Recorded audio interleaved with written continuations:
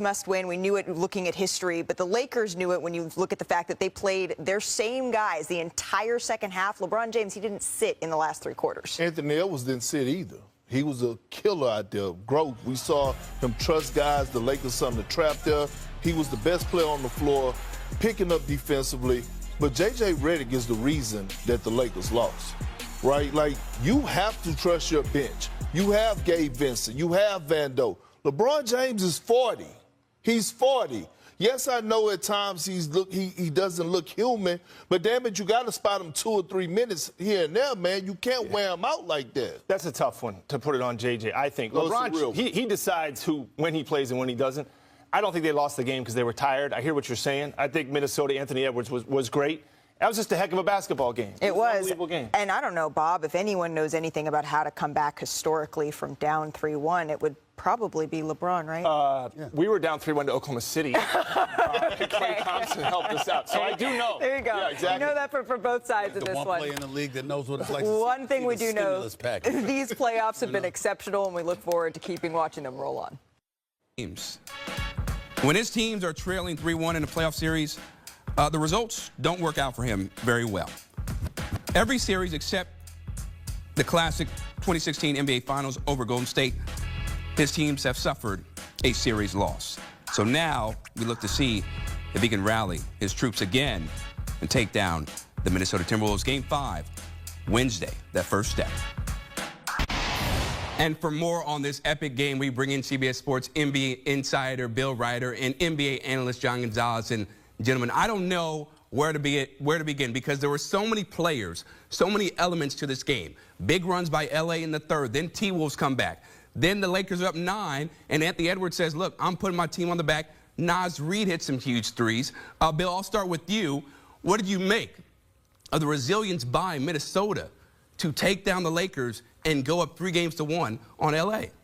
For those of us that needed confirmation, Anthony Edwards is that guy. There's a lot of takeaways for me, including J.J. Redick taking a playbook out of Tom Thibodeau's playbook.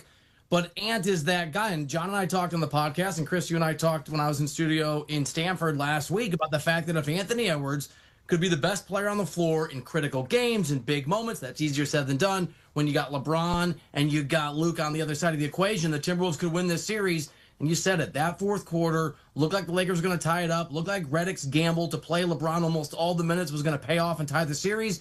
And Anthony Edwards said, nope, I am that guy. I'm taking over, and I'm going to stamp my name and my presence on this series. It's a 3-1 series lead. It's not over yet. John and I both covered that 2016 NBA Finals where this LeBron James guy came back, but Ant just got it as close as you can without actually getting the deal done. And, John, it wasn't just Anthony Edwards scoring, right? It was also his facilitating, playmaking. That's something that he's had issues with, right, in the past. But this time, he's able to get the job done. What did you see from him that really elevated his play late to put the T-Wolves in a position to eliminate the Lakers in Game 5?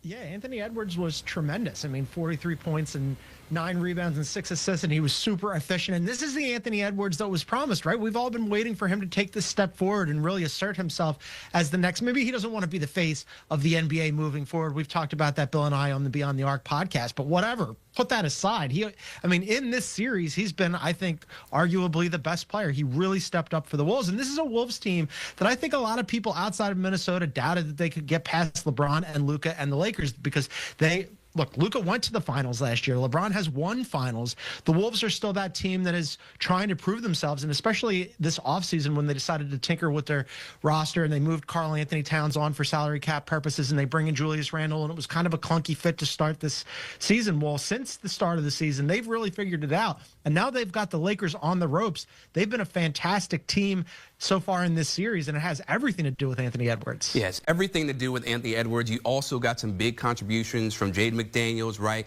Naz Reid, Dante DiVincenzo. Bill, when you think about the role players that really played their part in this game, who sticks out to you the most for the Minnesota Timberwolves? I feel like I'm going to slight everybody by naming one person because you're right, Chris. That was a team effort, and it's a reminder that most of these guys made a run to the conference finals last year. This isn't their first rodeo. But it's the guy who didn't make that run and wasn't a part of the team. When Dante DiVincenzo came over in that trade, he wasn't himself in the beginning. He didn't have the impact that he was supposed to. And over the course of the year, he got comfortable. He got back to whatever self-confidence he needed, whatever was going on. He was outstanding and another level guy for this team. The energy, the effort, the hustle. That guy that the Knicks sent out last year as part of that Randall trade. I mean, look, Julius Randle was amazing, and this is a guy that's got to step up, and we've discussed this for the Timberwolves. I thought Dante DiVincenzo reminded us why he was so valuable in New York City. Being that role player you need, you just add and be a catalyst for some of that energy was everybody was huge. Almost everybody that got minutes. It was a pretty limited of rotations on both sides, but I thought DiVincenzo was really impressive. John, do you find DiVincenzo was the most impactful out of all the other guys, I should say, or do you feel like Julius Randle? Because Julius Randle, in the first half, he was looking like Steph Curry from three-point range. Yeah, I mean, look, there's probably no two bigger critics of Julius Randle than me and Bill. I mean, we've spent the entire season just absolutely trashing this guy. But I would say, like, post All-Star break, and certainly in this series, he's been good. I mean, you have to give him credit. There was a play in the second half where he was D'ing up on Luka, and I thought, okay, like, Julius Randle, since when do you do that? He had 25 and 7. Yeah, I mean, there's a lot of things that you could flag on Julius Randle during the course of his career, but so far over the second half of the season and then in the series, he's been really good. And if you're the Lakers, man, like all these like ancillary players that you were maybe not so worried about, yeah, Julius Randle was good, Dante DiVincenzo was good, and then Naz Reid hit some big shots in the second half to really boost them. It's obviously Anthony Edwards first and foremost for them, but the Lakers didn't exactly do a great job on those help players around Edwards. No, they did not whatsoever. And when you look at the Lakers, right, they got huge production from both LeBron James and Luka Doncic. You can also throw in Rui Hachimura there, Austin Reeves. And Luka and LeBron, Bill, they played 46 minutes. And so when you think about that and the output that they had, and they still end up with an L, how much of a gut punch is it for them? It's a huge gut punch, and I'll look. I have not been the JJ Redick super fan guy on the podcast. John's maybe a little more in that camp than I am, and he's still a really good coach. But you play LeBron that many minutes, and he runs out his team the way that he did in the fourth quarter. LeBron did not impact that fourth quarter in a significant way. I think it's a massive gut punch. I mean, they played LeBron and to a lesser extent Luka all of those minutes, but obviously LeBron James is a 40-year-old veteran. He played them, Redick, all of those minutes because they knew they had to win the game. It's not a must-win game, but it was really, really close. And so not just the fact that Minnesota was able to steal the game, but the fact that, to my eye, and if you just look at the offensive output from LeBron James in the fourth quarter, it vanished. Other than free throws, he wasn't able to really exact his will on that game. And I think it's a significant problem beyond the fact that obviously they're down 3-1, which is not where you want to be in an opening round series if you haven't, and they do, championship aspirations.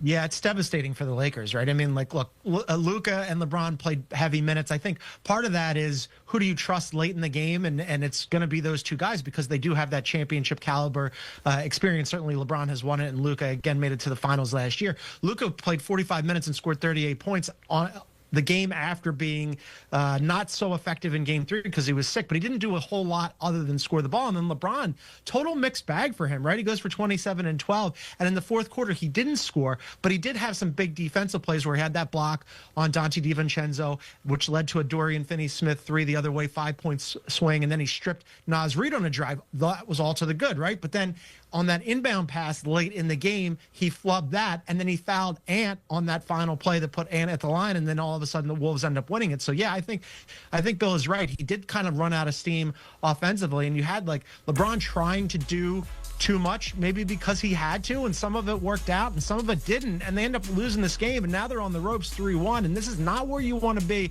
Bill's absolutely right. They of course have championship caliber aspirations. We were all sitting here going, hey, can't wait till that second round series where LeBron and Luka face Steph and Jimmy and Draymond and the Warriors. Well, guess what? Looks like right now only one of those teams is going to get there. Not all of us. All right, yeah, no, that's definitely true. That's definitely true, Bill. Now, one of the reasons, guys, in my opinion, why the Lakers didn't win this game is because of their lack of front court excellence. And I'm talking about Jackson Hayes. The man played 4 minutes. He scored 2 points. When you look at that and moving ahead to Game 5, how do they get back into this series and avoid being eliminated by the T-Wolves, Bill?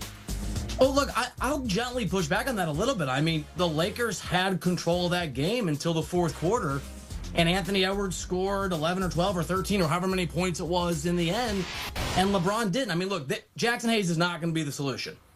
They're going to go small. Part of the consequence is that, and John, I hear what you're saying, that you have to trust LeBron and Luka at the end of games. You have to sit them for minutes. Jackson Hayes is not going to go out there. They don't have a big man that they can sub in. And so I would respectfully suggest that the Lakers had that game. They had control of it. Watching as they went into that fourth quarter with a fairly significant lead, nearly a double-digit lead. They've got LeBron James, who's won 4 rings. They've got Luka Doncic, who's been to an NBA championship, hasn't won one, but led a team last year.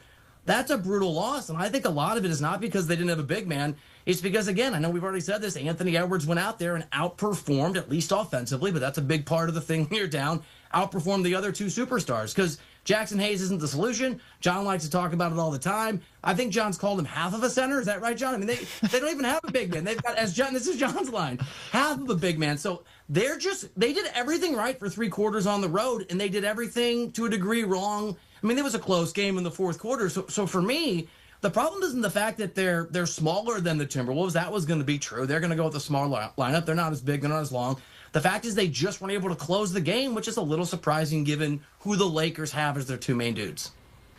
Yeah, Bill's right. They had that game and then they gave it away, right? I keep coming back to the inbound pass from LeBron that he flubbed and then fouling Ant late. I mean, he made some good plays, but then he also made some plays that led to the Lakers losing that series. As for Jackson Hayes, that was going to be a problem coming in to this series and for the entirety of this series, and everybody knew it. Jackson Hayes, they play him 4 minutes, and they have been for quite some time now, just going with LeBron and Dorian Finney-Smith and just playing small. And against the Wolves, we knew that the Wolves were going to have an advantage in terms of their size and their physicality. They called it out. The Lakers did. J.J. Redick and LeBron after game 1. They're like, man, these guys are bigger and physical. They've got Julius Randle and Anthony Edwards and Naz Reid and Rudy Gobert. And like the Lakers just don't simply have that size. I don't know how they counter it. I don't think that it's something that you can address, down 3-1. You're not magically going to get bigger and then all of a sudden have a center fall from the sky. So yeah, this is a problem for the Lakers, but all of that said, Bill is absolutely right. It was there for them. They needed to win that game. They needed to take better care of the ball. I disagree a little bit with Bill on, I'm not sure how you rest LeBron and Luka because, again, you don't have anybody else to really go to that you trust. But this is the dilemma that they were going into. It's in part a failure of roster construction, but that's not something you can really address right